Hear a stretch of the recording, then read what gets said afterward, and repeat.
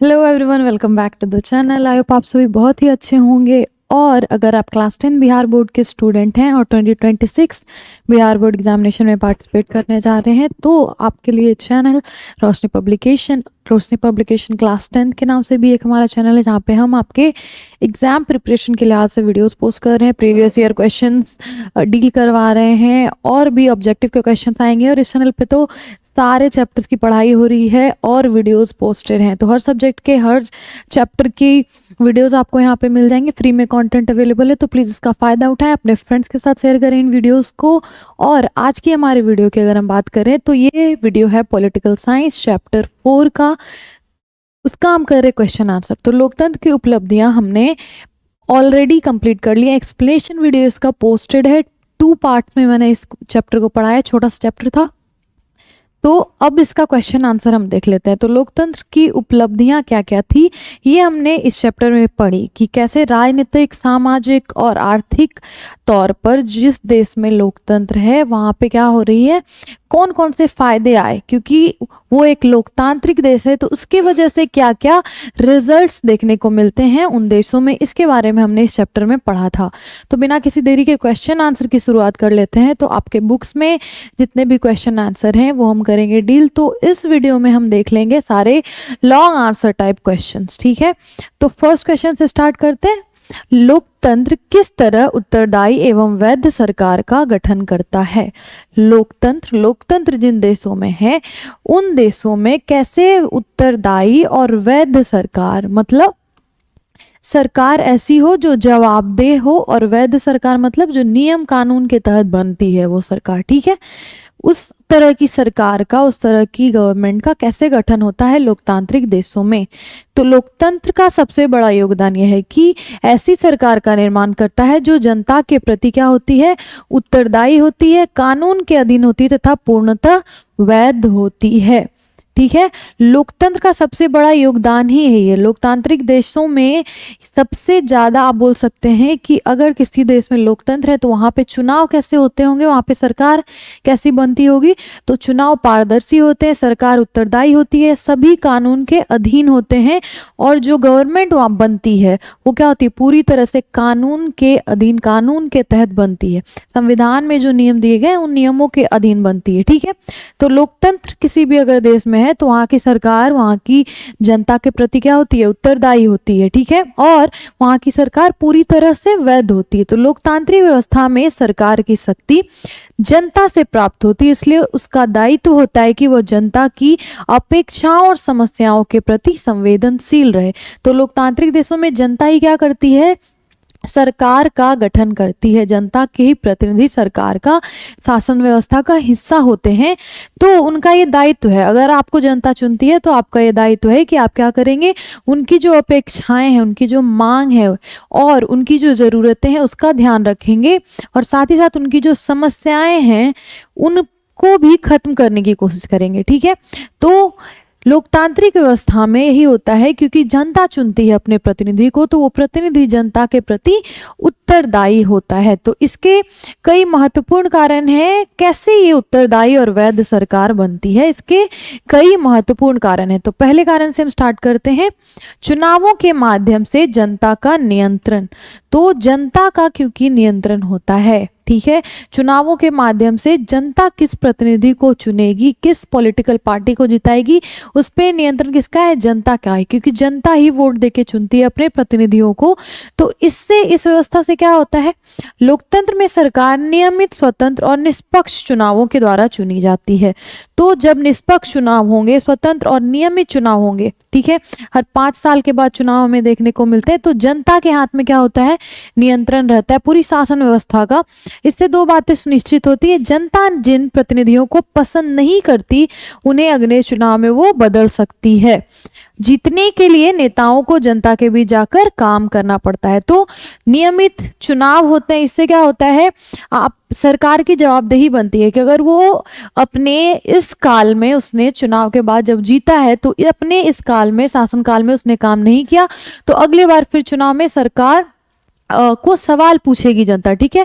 वो पूछेगी कि कितने आपने क्या क्या काम किए, क्या क्या आपने वादे पूरे नहीं किए, या फिर आपने जो योजनाएं बनाई वो पूरी नहीं हुई। तो अगर प्रतिनिधि भी अगर पसंद नहीं आ रहा है जनता को और उसके काम को भी जनता नकार रही है, तो वो क्या करेगी, अगले चुनाव में उस प्रतिनिधि को मौका नहीं देगी। और नेताओं को क्या होता है, जनता के बीच ही जाकर काम करना पड़ता है। तो जनता को पता है कि कौन सा प्रतिनिधि क्या है उसके लिए सही है और उसके लिए नहीं सही है, तो उसे वो चुनेगी उन प्रतिनिधियों को जो उनके मांगों, उनके अपेक्षाओं पर खरा उतरता है। तो चुनाव के माध्यम से क्या होता है, जनता का नियंत्रण होता है, जिससे सरकार क्या बनती है, उत्तरदायी बनती है जनता के प्रति।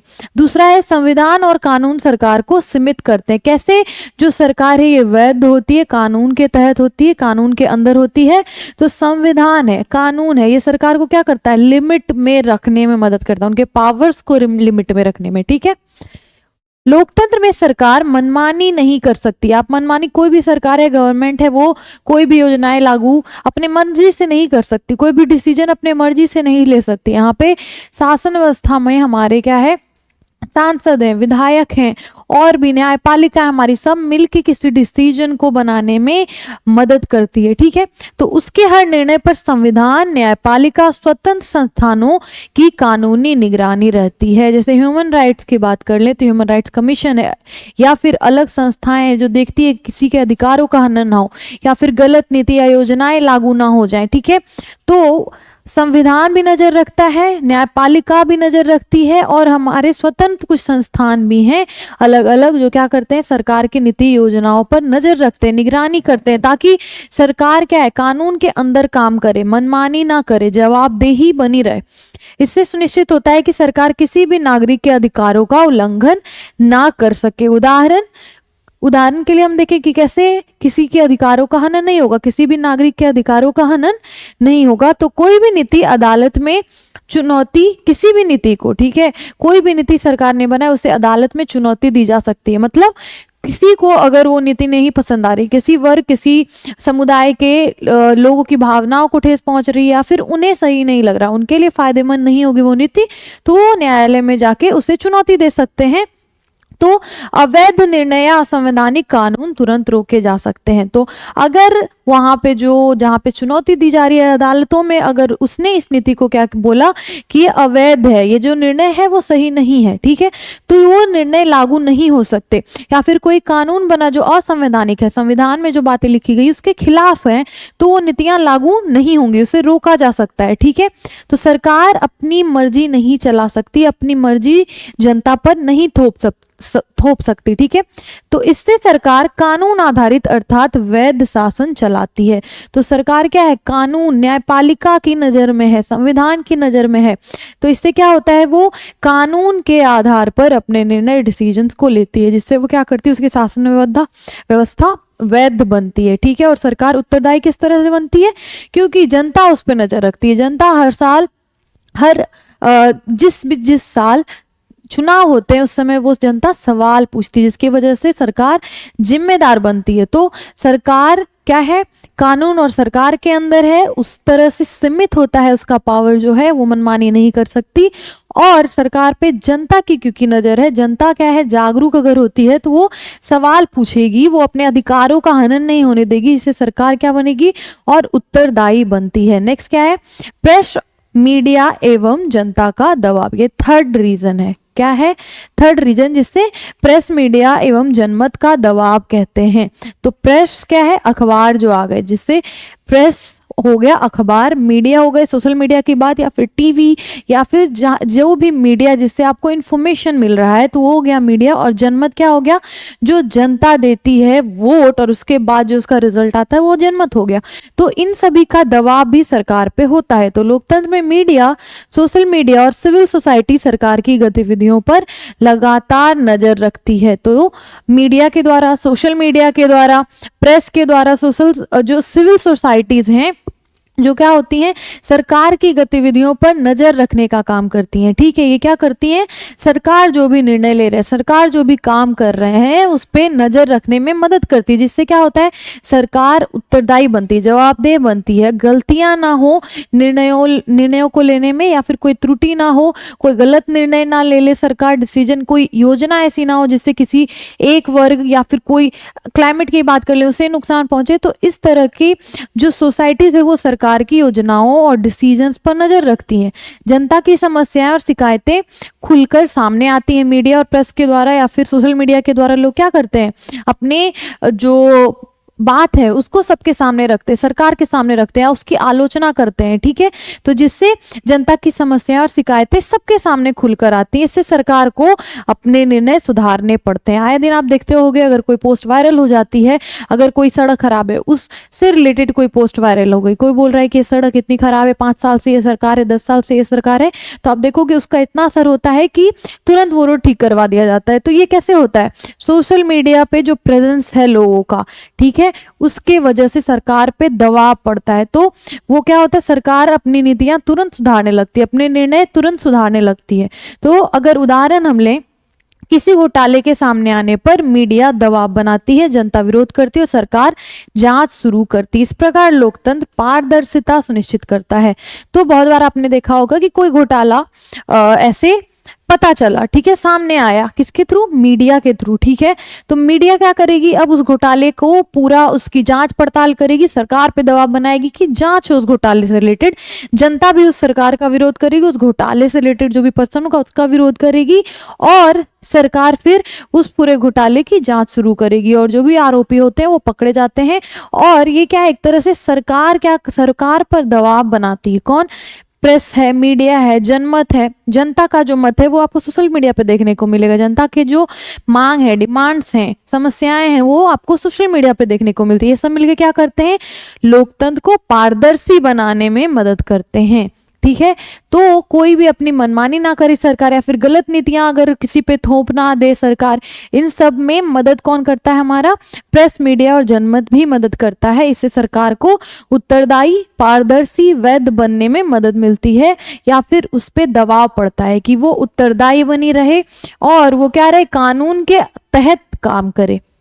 चौथा जो कारण हो सकता है वो है चर्चा, बहस और सहमति के आधार पर निर्णय। हमने चैप्टर भी जब पढ़ा था तो हमने पढ़ा था, कोई भी निर्णय सरकार बिना चर्चा, बहस और सबकी सहमति के बिना नहीं ले सकती है। तो लोकतांत्रिक सरकार किसी भी कानून को बनाने से पहले उसकी क्या होती है, संसद में चर्चा करती है, बहस करती है, समिति समीक्षा होती है और विपक्ष की भागीदारी भी होती है। विपक्ष के जो जीते हुए सांसद होते हैं, प्रतिनिधि होते हैं, वो भी क्या करते हैं, किसी योजना के पक्ष में या विपक्ष में बात करते हैं। ठीक है, तो उनकी भी भागीदारी होती है, और इन सब की भागीदारी के बाद ही कोई डिसीजन लिया जाता है और वो डिसीजन फिर लागू किया जाता है। ठीक है, तो ये सारे जो चर्चा, बहस और समीक्षा जो होती है किसी नीति से रिलेटेड, किसी योजना से रिलेटेड, वो क्या करती है, मदद करती है कि वो जो नीति है वो क्या हो, जनहित में हो। ठीक है, उसमें कोई त्रुटि ना हो, गलती ना हो, किसी की अनदेखी ना हो।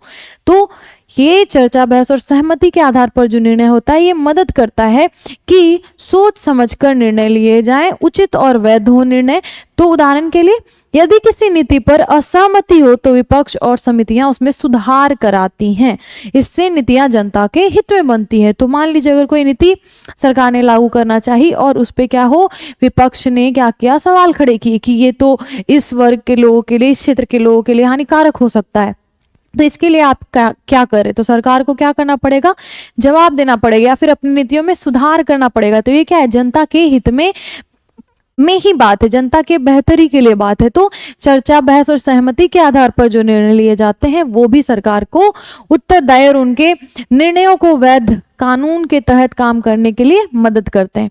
पांचवा है जन आंदोलन और विरोध का अधिकार। तो हमने जब लोकतंत्र में संघर्ष और प्रतिस्पर्धा वाला चैप्टर 3 पढ़ा था, तो हमने देखा था कैसे जन आंदोलन, दबाव समूह और जो विरोध होते हैं वो भी मदद करते हैं सुधार लाने में हमारे शासन व्यवस्था में। ठीक है, तो ये इस तरह से भी क्या होता है, सरकार जवाबदेह बनती है, उत्तरदायी बनती है। जब जनता आंदोलन करती है, अपने जो असंतोष की भावना उसको सबके सामने रखती है, ठीक है, सरकार के सामने रखती है, तो लोकतंत्र में नागरिकों को शांति के साथ विरोध करने का अधिकार है। लोकतंत्र में लोगों को यह अधिकार है, अपनी बात कहने का अधिकार है, आप विरोध कर सकते हैं, सरकार की आलोचना कर सकते हैं, तो सब शांति के साथ करना है, ठीक है। लोकतांत्रिक संघर्ष तभी होता है जब वो शांतिपूर्ण हो, उसमें हिंसा ना हो। तो एज लॉन्ग एज आपका जो संघर्ष है, आपका जो विरोध है वो शांतिपूर्ण है, आप लोकतंत्र में हैं, तो आप फ्री हैं, स्वतंत्र हैं विरोध करने के लिए, आलोचना करने के लिए सरकार की।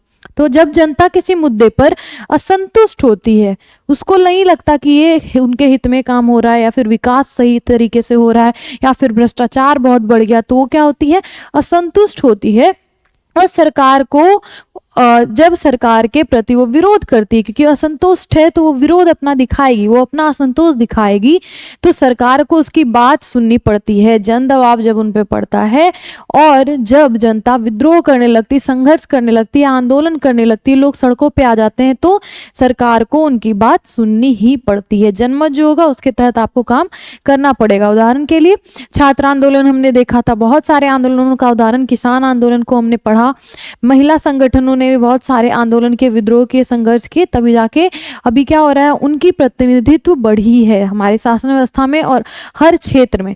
तो महिला संगठन भी है और सभी क्या है, क्या क्या, ये सभी आंदोलनों के उदाहरण, जिसने क्या किया, छात्रों की छात्र जीवन में, उनके शिक्षा व्यवस्था में सुधार लाने में मदद की, किसानों के उनके जीवन स्तर में सुधार लाने में मदद की, महिलाओं को हर जगह हर क्षेत्र में अधिकार मिले, ठीक है, बराबरी मिली, इक्वालिटी आई। तो सभी सरकार की गलत नीतियों को चुनौती देने का अधिकार है आपके पास और ये सरकार को उत्तरदायी बनाए रखने में महत्वपूर्ण साधन है। क्या, जन आंदोलन, विद्रोह, जब तक वो शांतिपूर्ण हो। अगर आप शांतिपूर्ण तरीके से कर रहे हैं तब तक ठीक है, अगर आप अशांति फैलाएंगे, अराजकता फैलाएंगे, तो सरकार आपको दबा देगी आपके आवाज को। तो एज लॉन्ग एज आपका जो जन आंदोलन है वो क्या है, शांतिपूर्ण है, तो आपकी आवाज सुननी ही पड़ेगी सरकार को और आपके पास जनता का क्या है, समर्थन है, ठीक है। तो लोकतंत्र किस तरह से उत्तरदायी एवं वैध सरकार का गठन करता है, तो 5 प्रकार हमने देखे। हमने क्या क्या देखा, सबसे पहले हमने देखा कि कैसे जनता क्या करती है, जनता के हाथ में नियंत्रण होता है। दूसरा है कि सरकार संविधान और कानून के तहत काम करती है, इसलिए ये उत्तरदायी है, वैध है। प्रेस, मीडिया और जनमत का दबाव होता है सरकार पे, इससे वो उत्तरदायी बनती है। चर्चा, बहस और सहमति जो है ये लोकतंत्र में हमें देखने को मिलती है, इसलिए भी लोकतंत्र तांत्रिक देशों में जो सरकार होती है वो उत्तरदायी और वैध होती है। और साथ ही साथ क्या होती है, जनमत, जन आंदोलन, जन संग्रह, संघर्ष, जन दबाव की वजह से भी सरकार उत्तरदायी बनती है। तो लोकतंत्र में आपको अधिकार दिए गए हैं हर जनता को, इसलिए क्या है, हर नागरिक के पास अधिकार है वो अपनी बातों को रख सके, सरकार की आलोचना कर सके। तभी लोकतांत्रिक देशों में कैसी सरकार का गठन होता है, उत्तरदायी और वैध सरकार, ठीक है। तो फर्स्ट क्वेश्चन हमने देख लिया। नेक्स्ट क्वेश्चन पे हम आ जाते हैं। होपफुली आपको आंसर समझ में आया होगा, आपने स्क्रीनशॉट ले लिया होगा या लिख लिया होगा कॉपी में अपने, ताकि एग्जाम में अगर ऐसे क्वेश्चंस आए तो आप उसका आंसर कर सको और ऐसे क्वेश्चंस ही आपको देखने को मिलेंगे। सेकंड क्वेश्चन, लोकतंत्र किस प्रकार आर्थिक समृद्धि एवं विकास में सहायक बनता है। तो लोकतंत्र कैसे जो उपलब्धियां हमने पढ़ी इस चैप्टर में, तो आर्थिक उपलब्धियां भी पढ़ी थी कि लोकतंत्र में अगर आप रहते हैं, लोकतांत्रिक आपका देश है, तो कौन कौन सी आर्थिक आपको उपलब्धियां देखने को मिलेंगी, तो वही यहाँ पे हमें आंसर करना है। तो किस प्रकार आर्थिक समृद्धि और विकास में सहायक होता है लोकतंत्र। अगर आपके देश में लोकतंत्र है तो आपकी आर्थिक जो वृद्धि है, विकास है, वो कैसी रहेगी और कैसे लोकतंत्र सहायक है। तो हम आंसर देख लेते हैं।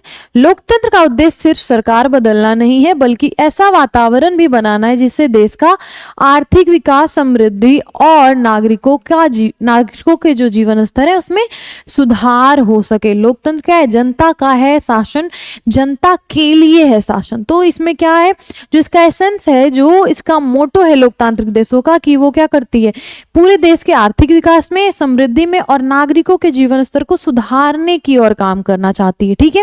तो लोकतंत्र उस व्यवस्था को मजबूत करता है जहां आर्थिक नीतियां जनहित और न्याय के आधार पर बनाई जाती हैं। जो भी आर्थिक नीति है लोकतांत्रिक देशों में, वो जनहित के आधार पर बनती है और जनता के लिए बनती है।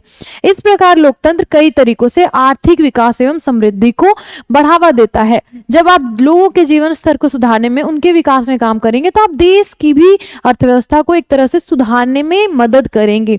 तो कई हम रीजंस देख लेते हैं कि कैसे जहां लोकतंत्र वहां पे आर्थिक समृद्धि और विकास में सहायता होती है, वो आर्थिक विकास हमें देखने को मिलता है।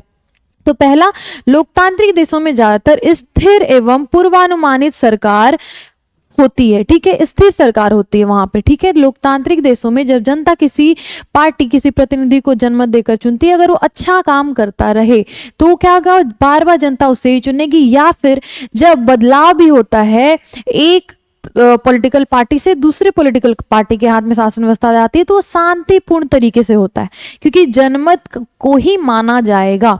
तो स्थिर एवं पूर्वानुमानित सरकार आर्थिक विकास को बढ़ावा देती है। तो जनमत, जनता अपने विचारों को क्या करती है, सोशल मीडिया के थ्रू, प्रेस के थ्रू जाहिर करती है। तो हम पूर्वानुमान लगा पाते हैं कि शायद इस पार्टी की सरकार बनेगी। इससे क्या होता है, फायदा होता है। कैसे?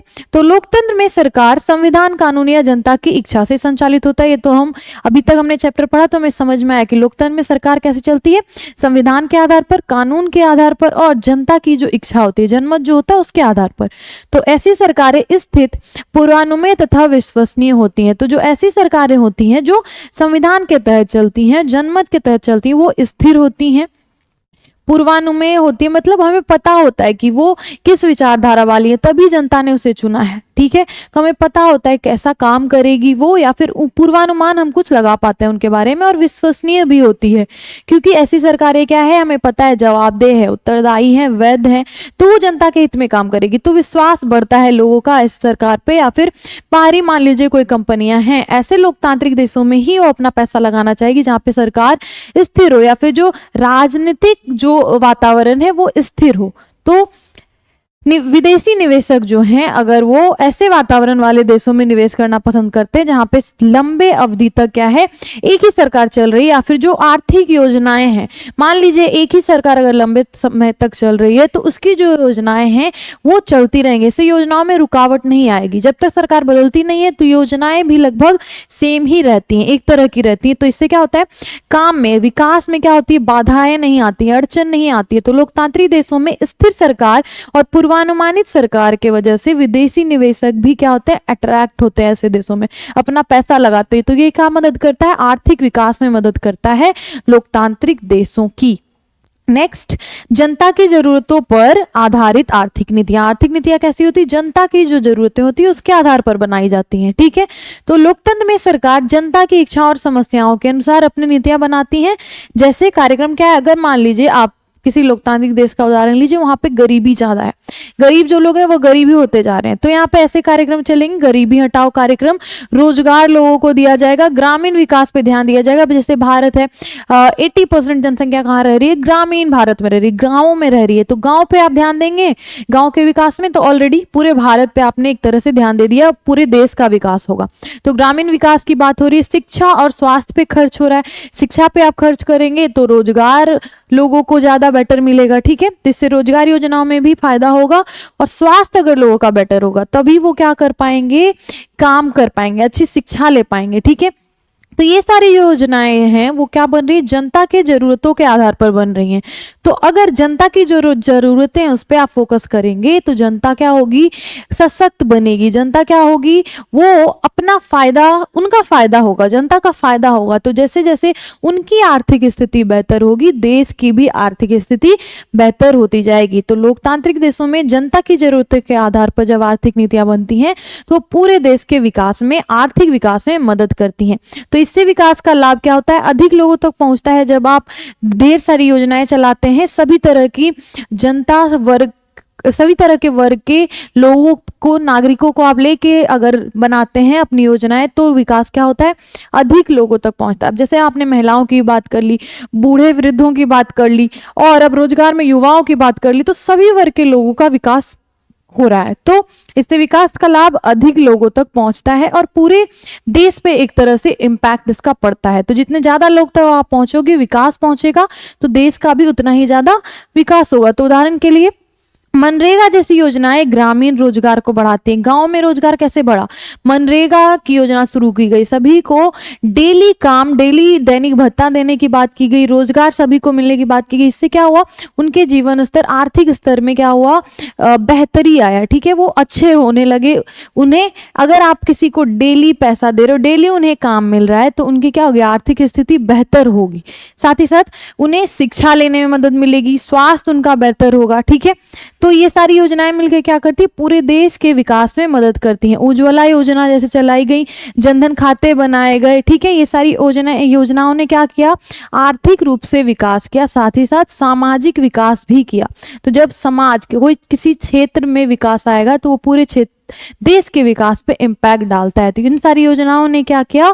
हमारे देश में एक विकास की जो स्टार्ट होता है वो दिखाया। ठीक है, तो नेक्स्ट अब पारदर्शिता और जवाबदेही है, जिसमें क्या होती है? आर्थिक भ्रष्टाचार कम करती है। अगर कोई सरकार, लोकतांत्रिक सरकारें ज्यादातर क्या होती हैं? पारदर्शी होती हैं और जवाबदेह होती हैं।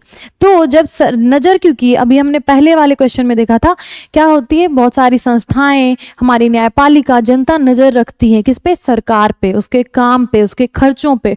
तो क्या होता है? सरकार जवाबदेह बनती है, उनके काम में पारदर्शिता आती है। जब सूचना का अधिकार हमें दिया गया तो सारे सरकारी दस्तावेज, सारे सरकारी कामकाज से रिलेटेड, खर्च से रिलेटेड जो डॉक्यूमेंट्स हैं वो अवेलेबल है पब्लिक डोमेन में। तो कोई भी आप जाइए, अगर आपको किसी भी चीज के बारे में, योजना के बारे में आपको जानना है, तो वहां पे आपको इंफॉर्मेशन अवेलेबल करवाया जाएगा। ठीक है, तो इससे क्या होती है? पारदर्शिता बढ़ती, सरकार के कामकाज की निगरानी हो पाती, खर्चों की निगरानी हो पाती, इससे भ्रष्टाचार कम होता है। तो जहां लोकतंत्र में मीडिया, न्यायपालिका, आरटीआई, जो राइट टू इन्फॉर्मेशन, सूचना का अधिकार, विपक्ष, सरकार, ये सब क्या होती है? सरकार को जवाबदेह बनाने में मदद करती है, और इससे क्या होता है? भ्रष्टाचार कम होता है। जहां पे निगरानी होगी वहां पे भ्रष्टाचार कम होगा। तो विकास योजनाओं में धन का सही उपयोग हो पाता है। निगरानी जब आप करेंगे, पैसा कहाँ कहाँ खर्च हो रहे हैं, तो सही जगह पे खर्च होंगे। इससे विकास की योजनाएं, अगर सही जगह पे सही पैसा लगेगा तो विकास देखने को मिलेगा। इस तरह से भी लोकतंत्र में क्या होता है? आर्थिक समृद्धि और विकास देखने को मिलता है। 3 रीजन हमने देखे। चौथा रीजन, ह्यूमन कैपिटल, मानव पूंजी का विकास। तो लोकतंत्र में जनता की मांगों को हमने देखा था, उनकी जरूरतों पे फोकस करके नीतियां जब बनाई जाती हैं तो हर एक इंडिविजुअल पे एक तरह से फोकस किया जाता है। तो उनके शिक्षा, उनके स्वास्थ्य, उनके कौशल विकास, स्किल डेवलपमेंट की जो बात है, बिहार में क्या हो रहा है? स्किल डेवलप किया जा रहा है लोगों का, उन्हें बहुत सारी योजनाएं चलाई जा रही हैं, युवाओं को रोजगार देने की बात की जा रही है। तो जब हर एक नागरिक क्या होगा? कुशल होगा और स्वस्थ होगा, उसे शिक्षा मिली हुई होगी, तो क्या होगा? उसे रोजगार मिलेगा। ठीक है, तो जब जनता शिक्षित और स्वास्थ्यपूर्ण होती है तो वह उत्पादक बनती है, मतलब वो प्रोड्यूस करेगा, वो कुछ ना कुछ हेल्प करेगा डेवलपमेंट में। ठीक है, अपने क्षेत्र के, अपने घर परिवार के, और साथ ही साथ अपने देश के। वो क्या बनेगा? उत्पादक बनेगा। ठीक है, ना कि वो उपभोक्ता बनेगा। उसे सिर्फ आप देते जाइए, और वैसे उपभोक्ता आप किसे बोलते हैं? जहाँ पे आप जो योजनाएं, संसाधन, उसका बस उपयोग कर रहे हैं, आप उसमें कुछ सहयोग नहीं कर रहे हैं। लेकिन जो उत्पादक होता है वो क्या करता है? विकास में सहयोग करता है, आप कुछ ना कुछ योगदान दे रहे हैं। ठीक है, तो जब हमारे जो नागरिक होंगे वो क्या होंगे? शिक्षित होंगे, स्वस्थ होंगे और कुशल होंगे, तो वो क्या करेंगे? उत्पादक बनेंगे, जिससे देश के का जो आर्थिक विकास है वो तेज होगा। सभी क्या है? शिक्षित है, सभी कुछ काम कर रहे हैं, सभी कुछ पैसा अर्जित कर रहे हैं। ठीक है, अपने क्षेत्र के लिए काम कर रहे हैं। तो जो विकास होगा हर एक नागरिक का, तो देश का ओवरऑल विकास होता है। तो उदाहरण के लिए शिक्षा सुधार हमें देखने को मिलता है, महिला सशक्तिकरण, स्किल इंडिया कार्यक्रम, ये सब क्या कर रहे हैं? मानव पूंजी, ह्यूमन कैपिटल का विकास कर रहे हैं, उपभोक्ता बनाने में मदद कर रहे हैं। ठीक है, सिर्फ आप क्या है? उत्पादक बनाने में मदद करे, उपभोक्ता आप नहीं है। आपके लिए सरकार को टेंशन लेने की जरूरत नहीं है कि इनको इतना पैसा देना पड़ेगा, इनको इतना मदद करना पड़ेगा। सरकार क्या कर रही है? आपको कुशल बना रही है कि आप एक तो अपना विकास करो, साथ ही साथ अपने क्षेत्र का, अपने समाज का विकास करो, तो देश का विकास अपने आप हो जाता है। तो लोकतंत्र पे जब नागरिकों पे फोकस किया जाता है तो ह्यूमन कैपिटल का विकास होता है, जिससे देश के विकास में ओवरऑल मदद मिलती है। और साथ ही साथ 5वां रीजन है असमानता कम करने पर जोर जोर दिया जाता है लोकतांत्रिक देशों में। तो लोकतंत्र में आर्थिक नीतियां क्या है, समान अवसर का बात करती हैं, गरीबों के सहायता की अपलिफ्टिंग की बात करती हैं, कल्याणकारी योजनाओं को प्राथमिकता दी जाती है जो जनहित में है योजनाएं, जनता के लिए योजना। इससे समाज में आय वितरण संतुलित होता है और विकास अधिक व्यापक हो पाता है। आय वितरण मतलब सभी जगह क्या है, सभी नागरिक को पैसा मिल रहा है, सभी नागरिक क्या कर रहा है, कमाई कर रहा है, ठीक है। तो इससे क्या होता है, आय वितरण संतुलित होता है। ऐसा नहीं है कि मतलब गरीब गरीब होते जाएं और अमीर अमीर होते जाएं, ऐसा देखने को मिलता है इन रियलिटी। लेकिन लोकतंत्र में अगर हम बात करें तो इसे कम करने पर जोर दिया जाता है कि असमानता कम हो, आर्थिक विकास सबका हो, ठीक है। तो जब सबका आर्थिक विकास होगा और व्यापक विकास होगा, क्योंकि आप सभी को समान अवसर, सभी वर्ग, सभी क्षेत्र, सभी संप्रदाय और सभी जाति, सभी लिंग के लोगों को क्या करेंगे, अपलिफ्ट करेंगे, तो एक तरह से वो क्या होगा, व्यापक विकास होगा। और ये क्या करेगा, असमानता कम करने पे क्या होगी, मदद मिलेगी और देश का भी आर्थिक विकास होगा। तो सस्ती स्वास्थ्य योजनाएं दी जाएंगी, तो जो गरीब से गरीब लोग हैं वो भी स्वास्थ्य योजनाओं का लाभ उठा पाएंगे, स्वस्थ रहेंगे, मृत्यु दर भी कम होगी। और जब स्वस्थ होंगे तो वो क्या बनेंगे, उत्पादक बनेंगे, वो कुछ ना कुछ मदद करेंगे हमारे जीडीपी को बढ़ाने में, देश के विकास को बढ़ाने में। फिर सब्सिडीज दी जाती हैं, सब्सिडी दी जाती है जैसे गैस पे, तो गैस पे सब्सिडी दी गई जिससे गैस का लोग यूज कर रहे हैं। तो क्या हो रहा है कि महिलाएं जो खाना बनाती थी धुआं में बैठ के, वो क्या करी, वो गैस का यूज कर रही हैं, तो अब उनके स्वास्थ्य में फायदा हो रहा है, उनके स्वास्थ्य में फायदा हो रहा है, वो खुद पे ज्यादा ध्यान दे पा रही हैं, बच्चों की शिक्षा पे ध्यान दे पा रही हैं, समय बच रहा है, तो वो कुछ अदर काम करने में भी वो अपना दिमाग लगा पाएंगे। इससे क्या होगा, आय उनकी बढ़ेगी, ठीक है, असमानता कम होगी, वो दूसरे पर डिपेंड नहीं रहेंगी पैसे के लिए। तो ये क्या मदद करता है, जब सभी काम करने लगेंगे, सभी स्किल्ड होंगे, कुछ ना कुछ वो उत्पादन करेंगे, प्रोडक्शन करेंगे, तो क्या होगा, आर्थिक विकास होगा देश का और समृद्धि भी बढ़ेगी। तो लोकतंत्र किस प्रकार आर्थिक समृद्धि एवं विकास में सहायक बनता है, तो हमने 5 इसके देखे तरीके। कैसे लोकतंत्र मदद करता है, स्थिर और पूर्वानुमानित सरकार, क्योंकि लोकतंत्र में होती है, इस तरह से आर्थिक योजनाएं क्या होती है, लंबे समय तक चलती है, विकास हो पाता है। साथ ही साथ जनता की जरूरतों के आधार पर नीतियां बनती हैं, तो जब सभी समझ जनता पे फोकस होगा, उनके विकास की बात होगी, तो देश का विकास खुद ब खुद हो जाता है। फिर पारदर्शी और जवाबदेह सरकार होती है, भ्रष्टाचार कम होता है, सही पैसा सही जगह पे यूज होगा तो देश का विकास होगा, उसकी मदद होगी देश के विकास में, ठीक है। और साथ ही साथ हम मानव पूंजी की बात करें, ह्यूमन कैपिटल, सबको स्किल्ड बनाया जा रहा है, सबको स्वस्थ बनाया जा रहा है, सबको शिक्षा दी जा रही है, तो लोग उत्पादक बन रहे हैं, उपभोक्ता नहीं बन रहे, ठीक है। और साथ ही साथ असमानता कम करने पे जोर दिया जा रहा है, सभी लोग काम कर रहे हैं, सभी लोग उत्पादक बन रहे हैं, जिससे क्या हो रहा है, हमें जो हमारा विकास है, नागरिकों का विकास हो रहा है, उनके जीवन स्तर का सुधार हो रहा है, उनके आर्थिक स्तर पे सुधार हो रहा है, तो देश का विकास भी हो रहा है। तो लोकतंत्र आर्थिक समृद्धि और विकास में सहायक होती है, इन 5 तरह से हमने देखा। नेक्स्ट क्वेश्चन, थर्ड क्वेश्चन है, लोकतंत्र, सारे क्वेश्चन लोकतांत्रिक देशों से रिलेटेड हैं, तो एक जैसे आपको लगेंगे पर कुछ ना कुछ डिफरेंस है, ठीक है। पहला क्वेश्चन क्या था, पहला था कि कैसे सरकार वैध बनती, दूसरा था आर्थिक नीतियों से रिलेटेड, आर्थिक विकास से रिलेटेड। तीसरा क्वेश्चन है, लोकतंत्र किन स्थितियों में सामाजिक विषमताओं को पाटने में मददगार होता है, सामंजस्य का वातावरण बनाता है, उसका निर्माण करता है। तो लोकतंत्र कैसी स्थितियां वो क्रिएट करता है कि लोकतांत्रिक देशों में क्या होती है, जो सामाजिक विषमता है, मतलब असमानता है, वो कम करने में मदद करता है। जैसा अभी हमने पढ़ा था कि समानता की बात होती है, इक्वालिटी की बात होती है, तो हर वर्ग के लोगों पे ध्यान दिया जाता है। तो ये कैसे लोकतांत्रिक देशों में ही होता है कि सामाजिक विषमताओं को पाटने का काम होता है, मतलब सामाजिक विषमता को कम करने का काम होता है, समानता की बात होती है। और जो सामंजस्य का वातावरण, मतलब शांतिपूर्ण वातावरण, उसको निर्माण करने में मदद करता है। इसको अब हम आंसर इसका हम देख लेते हैं, आंसर कर लेते हैं। फर्स्ट स्टार्ट करें, थर्ड क्वेश्चन का आंसर, लोकतंत्र का एक महत्वपूर्ण लक्ष्य है कि समाज में मौजूद सभी जाति, धर्म, लिंग, भाषा और वर्ग के लोगों की या फिर आर्थिक स्थिति के आधार पर भी जो असमानता है उसको कम करना, ठीक है।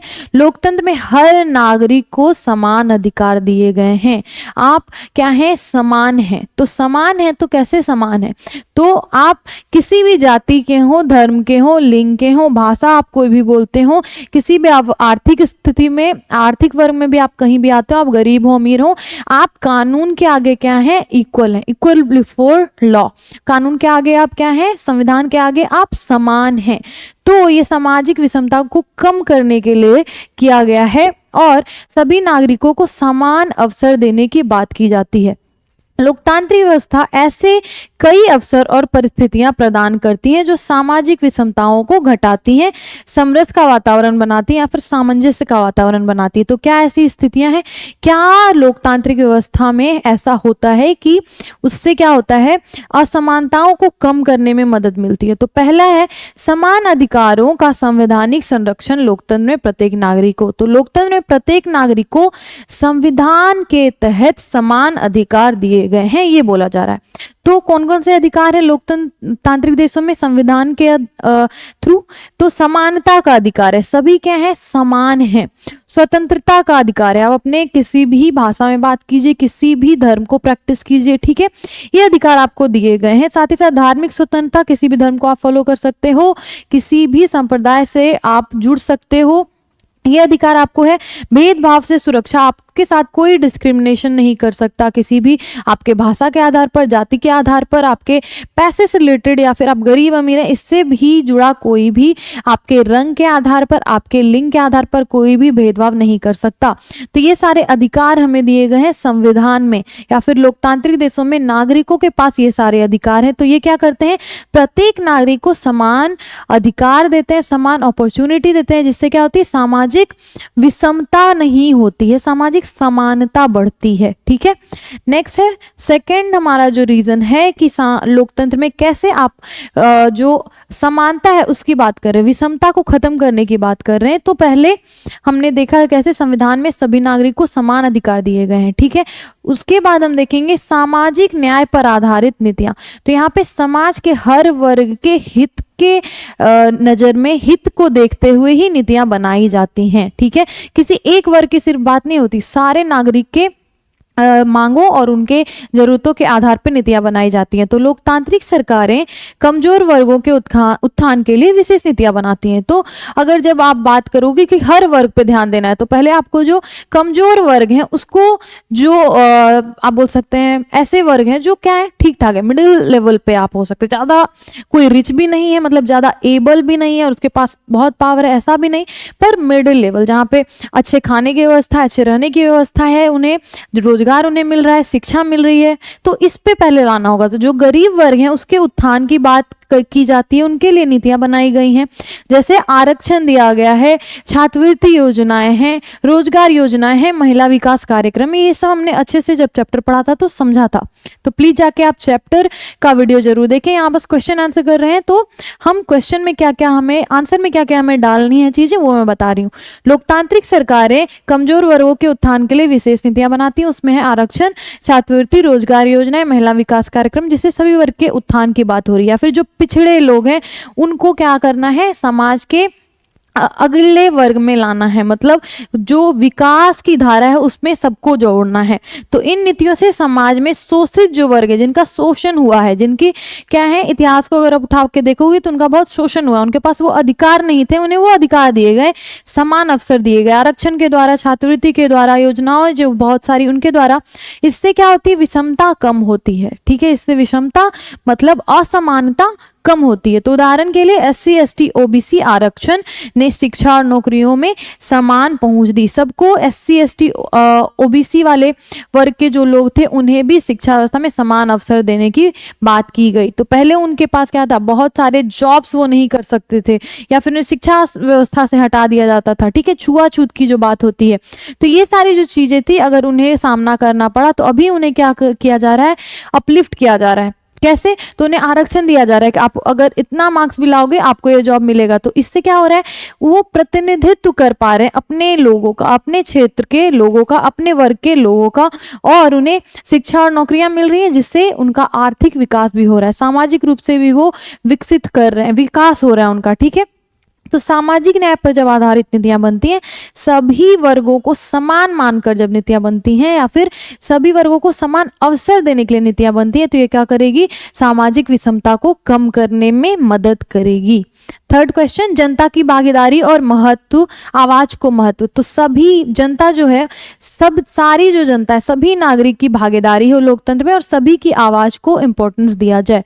तो लोकतंत्र में सभी नागरिकों को अपनी बात कहने का अधिकार है, सरकार की विरोध आलोचना करने का, आंदोलन करने का अधिकार है। जैसा हमने अभी प्रीवियस क्वेश्चन में भी देखा कि यहाँ पे लोकतंत्र में सभी नागरिकों को अपनी बात रखने का अधिकार है। तो इनसे उन समूहों को भी आवाज मिलती है, उनके सामने आती है जो पहले दबे हुए थे। तो पहले ऐसे बहुत सारे वर्ग थे, महिलाओं को भी शिक्षा नहीं मिल पाती थी या फिर महिलाओं को बहुत सारे अपॉर्चुनिटीज नहीं मिलते थे, बाहर काम करने के लिए नहीं दिया जाता था। तो महिलाओं की भी अगर बात करें तो अब जब उन्हें भी क्या मिल रहा है, अब महिला को आरक्षण दिया जा रहा है, जॉब वो ले पा रही है, शिक्षा व्यवस्था में आ रही है और हर क्षेत्र में आगे बढ़ रही है धीरे धीरे, तो ये क्या कर रहा है, एक उनकी भागीदारी को ये वो सुनिश्चित कर रहा है। तो इससे क्या होगा, जो सामाजिक विषमता है, महिलाएं अब किसी पर डिपेंडेंट नहीं है, वो अपने डिसीजन खुद ले पा रही हैं और उनके जीवन स्तर में सुधार हो रहा है।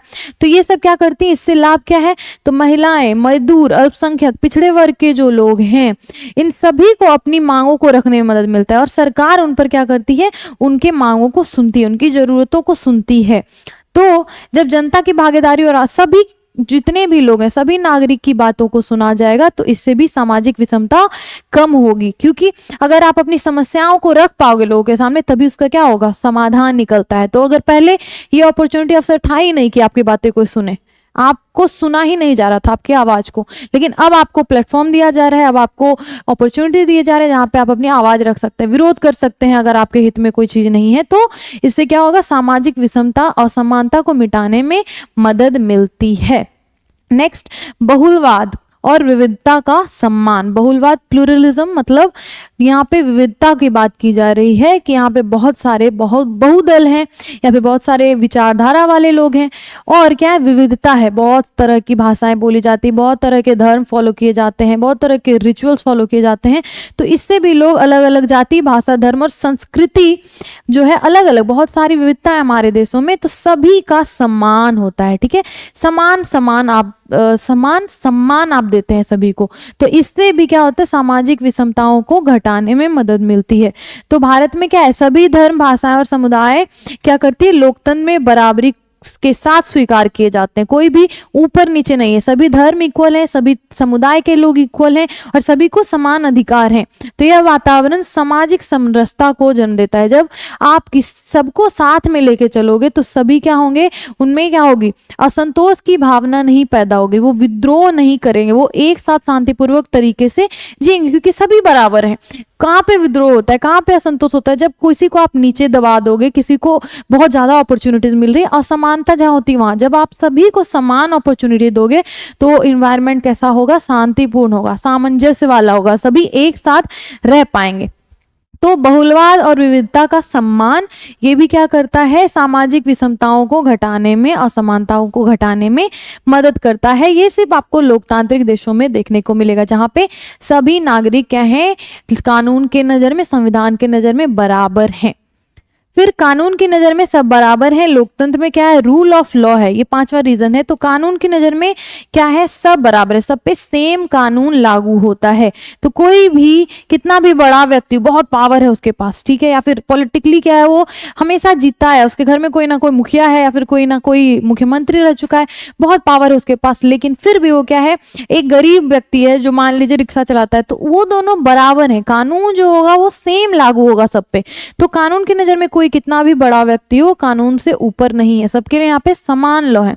तो यह व्यवस्था सामाजिक भेदभाव और असमानता को क्या करती है, शक्ति संरचना जो है, पावर डायनेमिक, इसे कम करती है, खत्म करती है। पावर डायनेमिक कहाँ पे होता है, इम्बैलेंस, जहाँ पे क्या होती है, पैसे देके आपने काम करा लिया।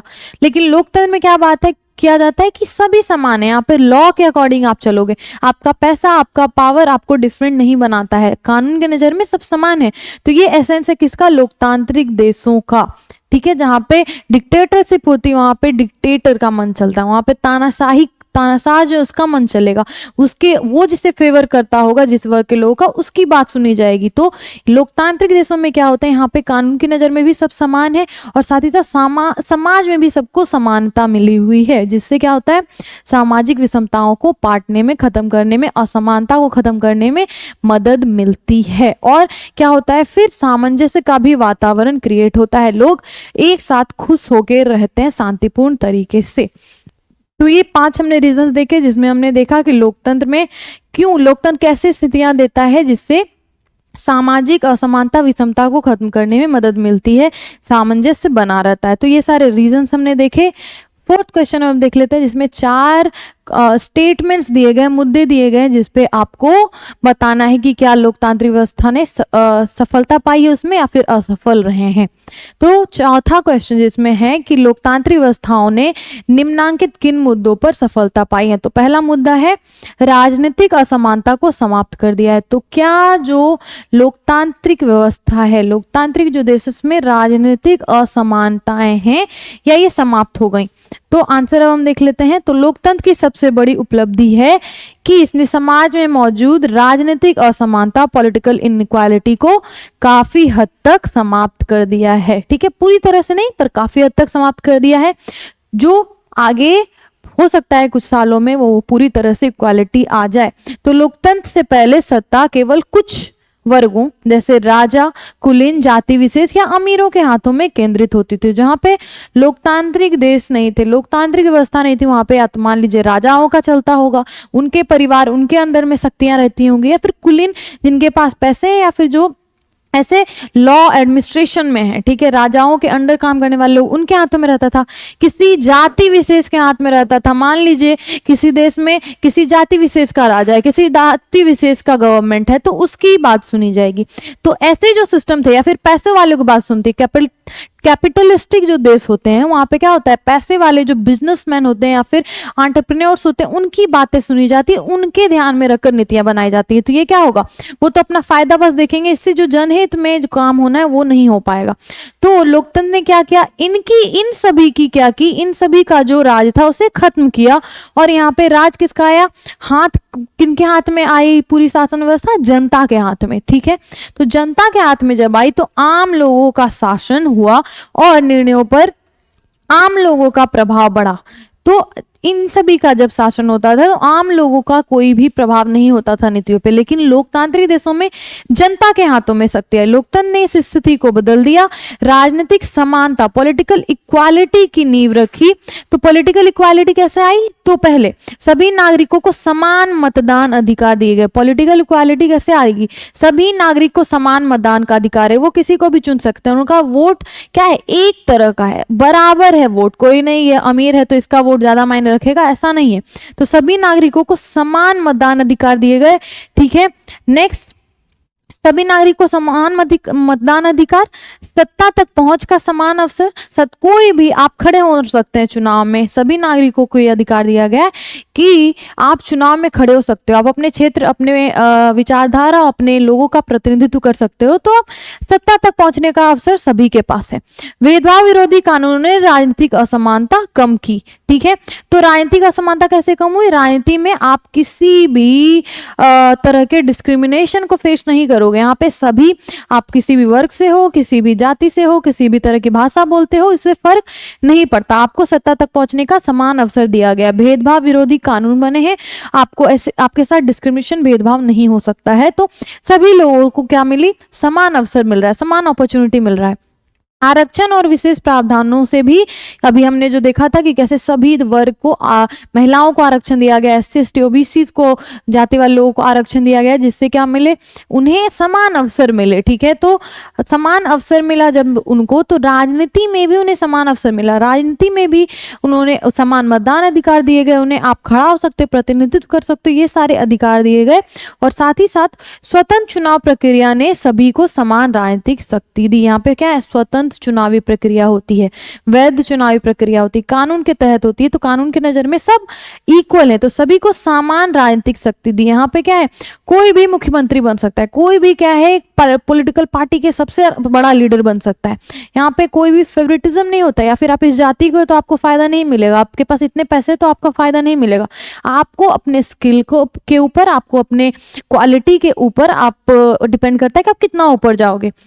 तो राजनीतिक असमानता को लगभग समाप्त तो कर ही दिया है लोकतांत्रिक व्यवस्थाओं ने इन सब के वजह से। ठीक है, ये सारे रीजंस हमने देखे।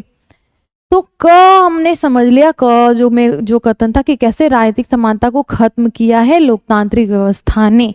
तो होपफुली आपको समझ में आई होंगी चीजें। ख जो है कथन सेंटेंस, वो है लोगों के बीच टकरावों को समाप्त कर दिया है। तो क्या लोकतांत्रिक व्यवस्थाओं ने लोगों के बीच जो टकराव होते थे, लोगों की क्योंकि जहाँ आप विभिन्न विचारधारा वाले लोग रहेंगे, विभिन्न धर्म जाति को मानने वाले लोग रहेंगे, वहां पे हो सकता है बहुत बार टकराव की स्थिति बने, लड़ाई झगड़े हो। लेकिन क्या लोकतांत्रिक व्यवस्था में ये कम हुआ है या फिर इसे खत्म कर दिया गया है? इसका आंसर अब हम देख लेते हैं। तो लोकतांत्रिक व्यवस्था की एक बड़ी सफलता यह है कि इसने समाज में होने वाले टकराव, संघर्ष और हिंसा को काफी हद तक खत्म करने में मदद की है।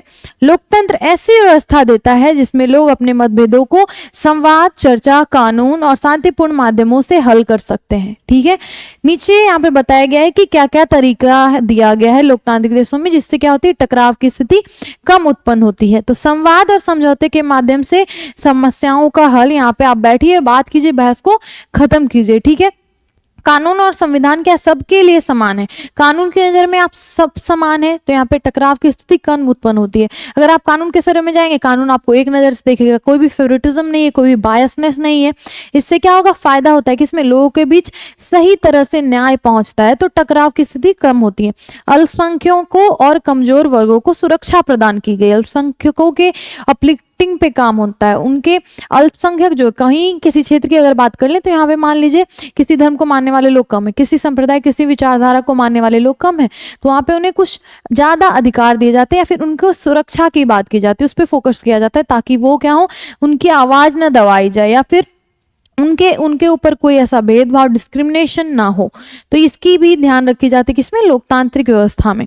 स्वतंत्र मीडिया भी संघर्षों को रोकता है। स्वतंत्र मीडिया भी, जहाँ पे आप अपनी बात रख सकते हैं, आप स्वतंत्रता आपको दी गई है, आप हर तरह की बातें रखिए, बहस कीजिए, चर्चा कीजिए, और अपने बीच जो टकराव है या फिर जो डिफरेंट आपका पॉलिटिकल व्यू है, डिफरेंट आपका सोशल व्यू है, वो आप उसके लिए स्वतंत्र है, कोई भी यहाँ पे परेशानी नहीं है। तो लोकतांत्रिक व्यवस्था क्या इन सबको खत्म करती है?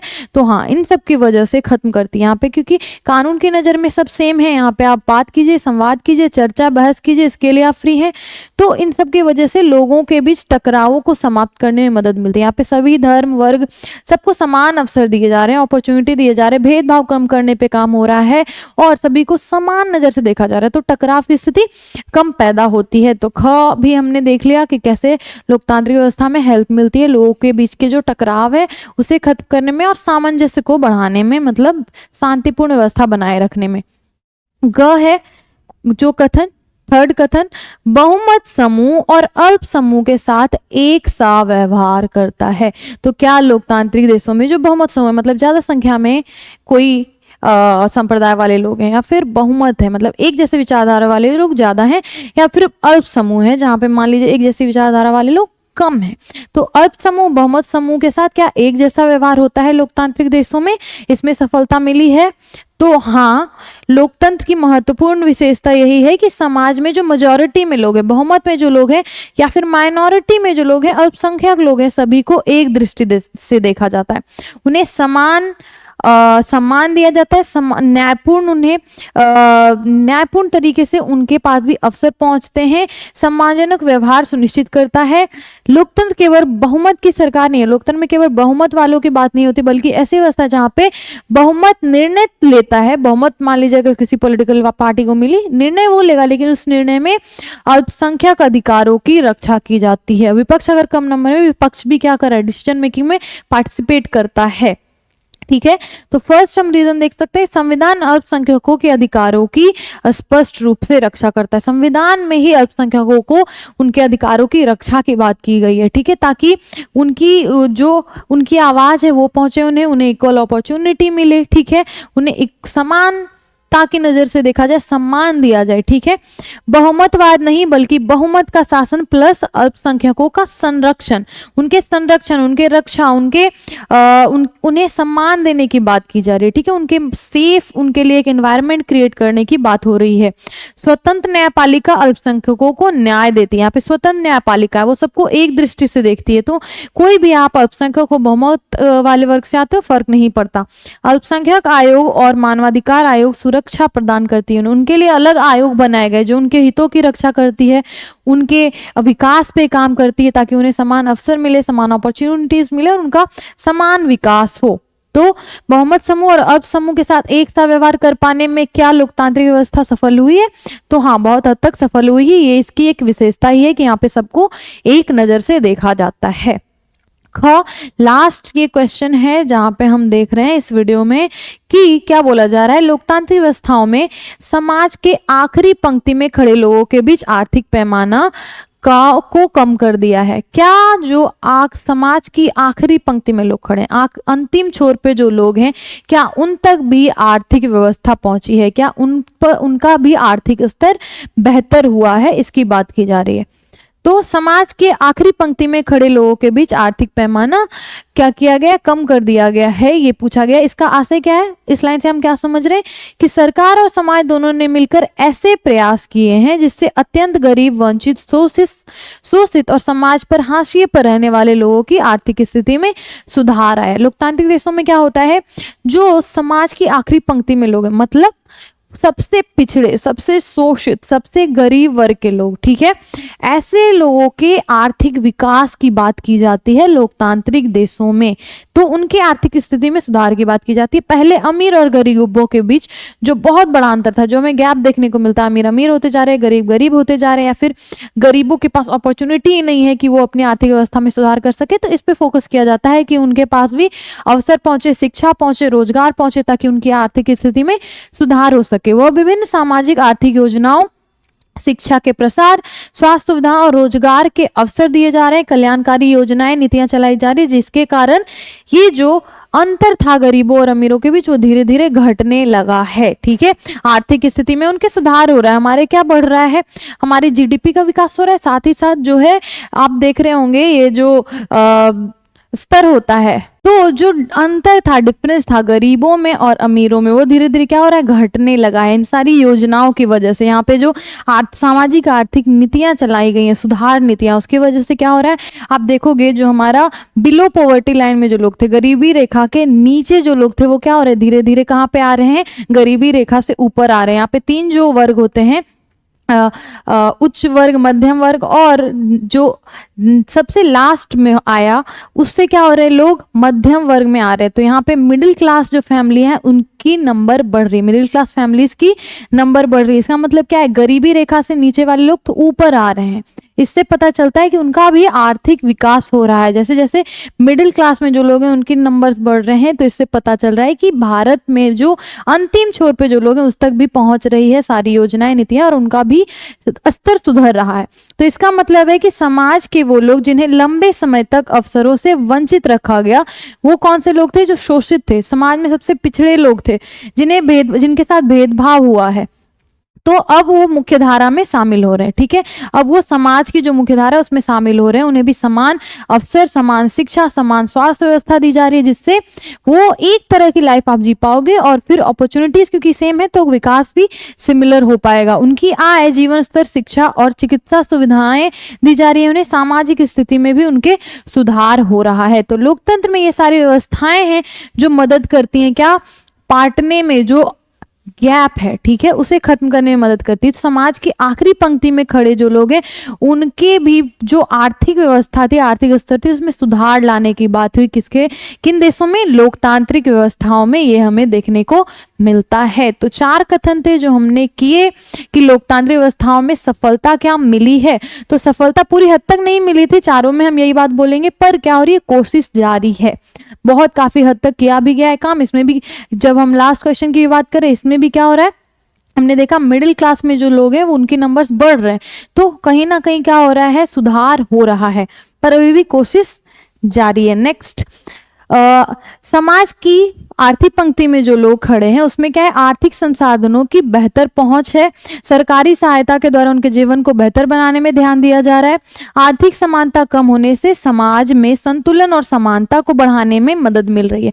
समाज में क्या हो रहा है, आर्थिक असमानता अगर घटेगी तो क्या होगा, समानता बढ़ेगी और सामाजिक समाज में संतुलन एक बनता है, बैलेंस बनता है, ठीक है, गरीब गरीब नहीं रहते, अमीर अमीर नहीं रहते, बैलेंस बनता है। जैसे जैसे जो मिडिल क्लास फैमिलीज की नंबर बढ़ेगी तो संतुलन एक बरकरार होगा।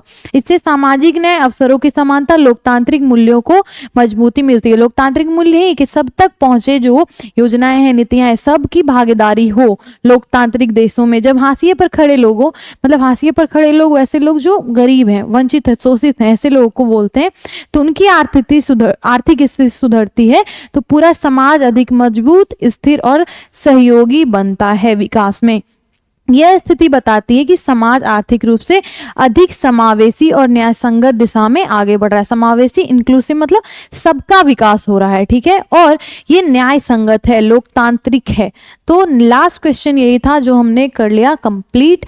तो लॉन्ग आंसर टाइप क्वेश्चंस हमने कर लिए हैं कंप्लीट। अभी भी कुछ क्वेश्चंस बचे हुए जो हम नेक्स्ट वीडियो में करेंगे, जिसमें हम लोग कुछ सेंटेंसेस देखेंगे, ट्रू एंड फॉल्स वाले क्वेश्चन, कुछ क्वेश्चंस ऐसे देखेंगे जिनका हमें मतलब बताना है, अर्थ समझाना है। कुछ क्वेश्चन आंसर्स भी हैं जो हम नेक्स्ट वीडियो में करेंगे। यहाँ पे लॉन्ग आंसर टाइप क्वेश्चन हमने देखे, वीडियो ज़्यादा लंबी ना हो जाए और आपको बहुत ज़्यादा कंफ्यूजन ना हो जाए, इससे बचने के लिए वीडियो यहीं पे हम खत्म करेंगे। होपफुली आपको समझ में आएंगी सारी चीज़ें। कोई भी डाउट है तो कमेंट सेक्शन में आप उन डाउट्स को पूछ सकते हो।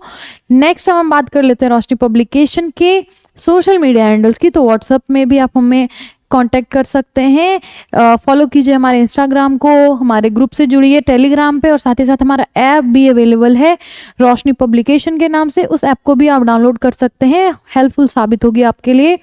और साथ ही साथ हमारे बुक्स की अगर हम बात करें तो क्लास 10th के लिए हिंदी, इंग्लिश, संस्कृत की बुक्स और सोशल साइंस की सीरीज की history, social economy, political science, geography, और क्लास 10th के अगर आप स्टूडेंट हैं तो आपके लिए क्वेश्चन बैंक्स भी अवेलेबल है हमारे पास, और ऑब्जेक्टिव क्वेश्चन आंसर की भी बुक अवेलेबल है। तो ये सारी किताबें बहुत ही हेल्पफुल होंगी। इंग्लिश मीडियम के भी अगर आप स्टूडेंट हैं तो आपके लिए किताब हमारे पास अवेलेबल है, क्वेश्चन बैंक।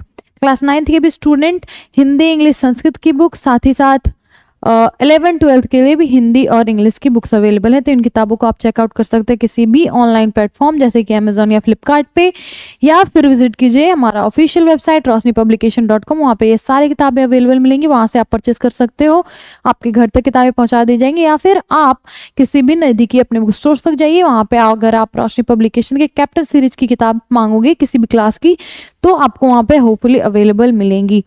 लास्टली, अगर आपको ये वीडियो अच्छी लगी हो, चैप्टर के क्वेश्चन आंसर अच्छे से समझ में आए हों, तो प्लीज़ हमारे वीडियो को करें लाइक, अपने फ्रेंड्स के साथ भी करें शेयर, हमारे चैनल को करें सब्सक्राइब और नोटिफिकेशन बेल का भी बटन प्रेस कर दें ताकि फ्यूचर में जो वीडियोस अपलोड हो आप तक पहुंचती रहे। हमारे दूसरे चैनल जो क्लास 10th को फोकस करके बनाया गया है उस पर भी हम लाइव आ रहे हैं, जिसमें हम प्रीवियस ईयर क्वेश्चंस डील कर रहे हैं, तो उसे भी जाके सब्सक्राइब करें, वहाँ पे भी वीडियो जो है चेकआउट करें, हमारे साथ लाइव में जुड़े। Lastly, thank you so much for watching.